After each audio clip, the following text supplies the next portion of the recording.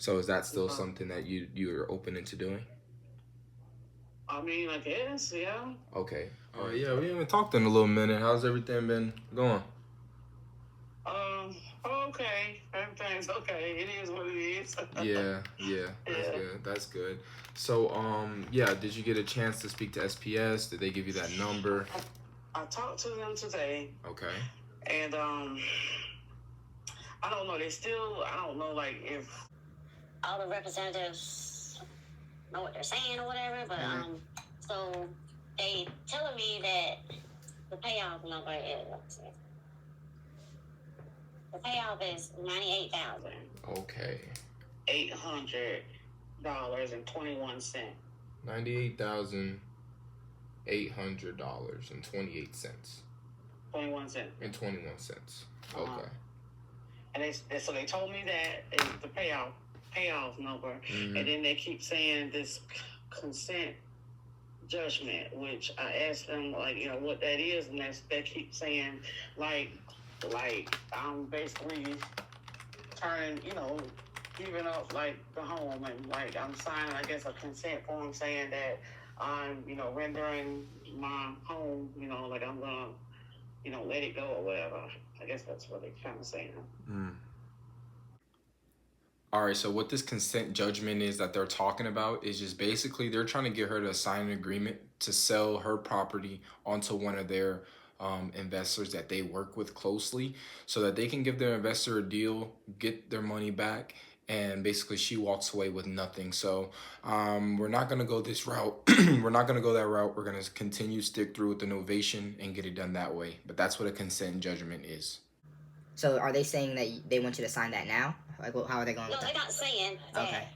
Yeah, but then I want to say, seemed like she said that she said that they had a buyer or something like that. Or she said that, or she mentioned something about she mentioned something about an attorney or something. Okay. Which I know I got an attorney for the foreclosure, but I don't know if she's saying maybe a buyer that's working, with the attorney or something like that. Mm-hmm. I'm still not quite. Yeah, I'm not sure about what that is. During our closing process, that's something that I'll let me note that right now. To have the title company get just like a detailed breakdown of what's owed. I'm writing that down. Hold on. What's owed?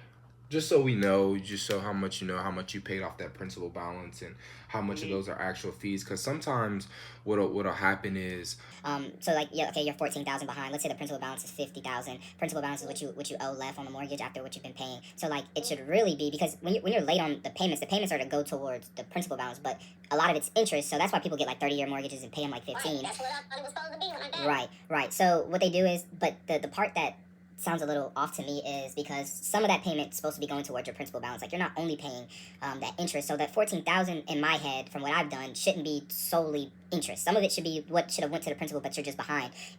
So like, the balance may not be that high when we have somebody really look into it and do the due diligence behind. But I mean, it will be if it is 98. We'll figure it out. okay, put yourself in a position where, okay, we can get this property sold, because we're going to go the novation route. We've agreed to go upon the novation route. Is that still something that you're open into doing, the novation agreement? Which was what again? I don't remember. The novation agreement was when we're essentially partnering, where we'll come in, we'll do the necessary repairs and everything like that. And then you remember when I said it's either the seller takes the overhead or we'll take the overhead, and you'll get a specific amount, whatever we agree upon, and then we get whatever's left over after we get paid and everything like that for our investment. So yeah, that's what the novation was. So is that still something that you're open into doing? I mean, I guess, yeah. Okay. All right, great. So my next question off of that, piggybacking off of that. So right here, I'm going to continue to ask her what's that dollar amount that she'd like in her pocket, just so that we know what the numbers, how much that she wants, how much the bank is owed, how much closing fees are going to be, just so we know our spread. So I'm going to let you hear her answer to that, but that's just the thought process behind this next question. If you were to sit down and put a number in your head of, okay, if I'm able to get this property sold, and you mentioned to me that next step would probably be going to move with your sister and getting yourself back on your feet, and then just hopefully buying another house down the line, right? Yeah, eventually, yeah. Okay, you're right. And if you were to say, okay, the best way to put you on that track, how much would you be looking to walk away with in your pocket to get you that head start on that? And I have no clue. I don't know. I have to sit down and I don't think about it. So right here, I was faced with the objection of, I don't know, I would just have to sit down and look at things. And as you guys know, when you go through a stressful process, we're people. We're always going through, like, our situations are, they stick with us. So we're always trying to figure out what would we need to have and all this. So when you get the seller says to you, I don't know, or this and that, you're just not asking the right questions. So sometimes you have to give them a little nudge. So if you guys just keep listening, you're gonna see I kind of gave her a little bit more nudge, and I utilized some good conversational pauses just to allow her to think, and then she ended up giving her number. So you guys are gonna hear that now. Estimate some numbers.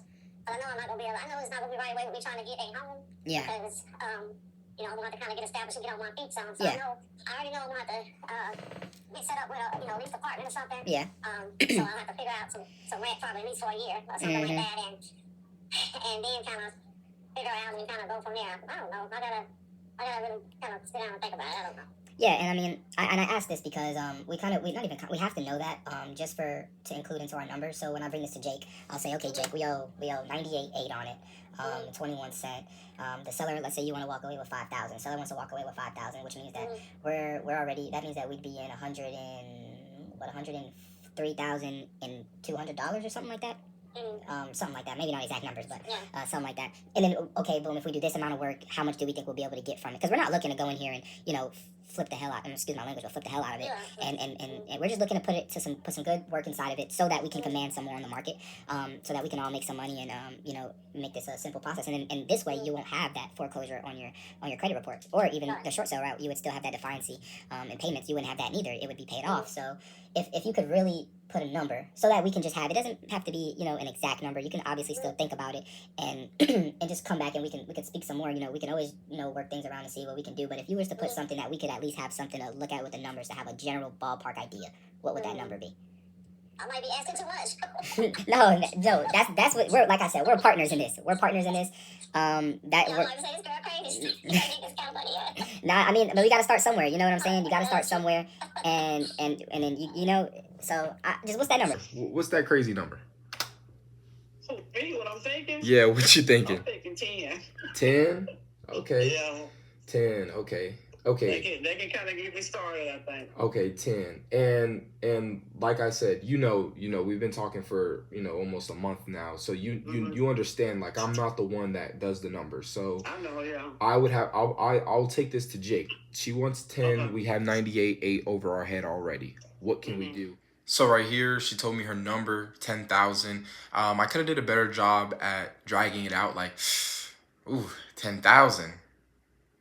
That's a lot. I could have did a better job at just making that emphasis on that number to, really have her think about it and let her know, like, that's a lot of money. I could have done, looking back, rewatching the video, definitely could have did a better job with that. But I did a really, really, really good job at acknowledging her number and delegating the blame, not on me, because I don't do the numbers. I said my partner Jake does the numbers. We've been talking for some time, so you understand that, right? And she said, yeah, so I'm not the bad guy here. My partner Jake's the bad guy. He's the one who gives the number. Never put yourself in a position where you got to be the bad guy that gives out the numbers. Or not gives out the number, but that runs the numbers. You're just the person that gives them out. And I mean, me and him already talked about it. We have everything set up, we already know how we want to go about it. Everyone's ready to go on it.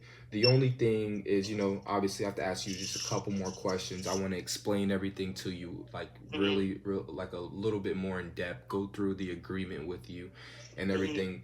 So are you in a point right now where you can you go set aside like the next 30 minutes to an hour to just talk about like the agreement and everything? Is this a good time for that? To talk about it, I'm in the store right now. Okay, so here at this point, the conversation is pretty much over. The seller says she's at the store, so we finished this conversation later on in that evening around like 9:30, or 8:30. So what ended up happening was I got her under contract. We signed everything. I explained everything to her word for word. Went through the agreement from top to bottom. She was aware of everything, answered every question that she had. And yeah, so today I'm gonna put down the earnest money. And some more information that you guys missed out on is, so she has that payment has to be paid by the 15th. So we have to get an extension with the bank. Just to let them know it's on the market, or hopefully by then we can have a buyer, so we'll be in the closing process. So we're gonna talk to the bank to get that extended out a little bit.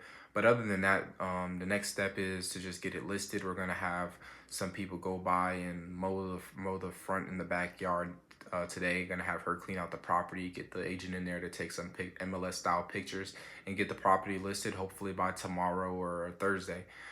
So I'll keep you guys updated on the process, and still looking for more deals. I'm open to JVing on deals, so if you guys have anything, bring it over to me, and I'm still cold calling, doing my thing, and I'm gonna show you guys after some deals close, my new marketing strategy.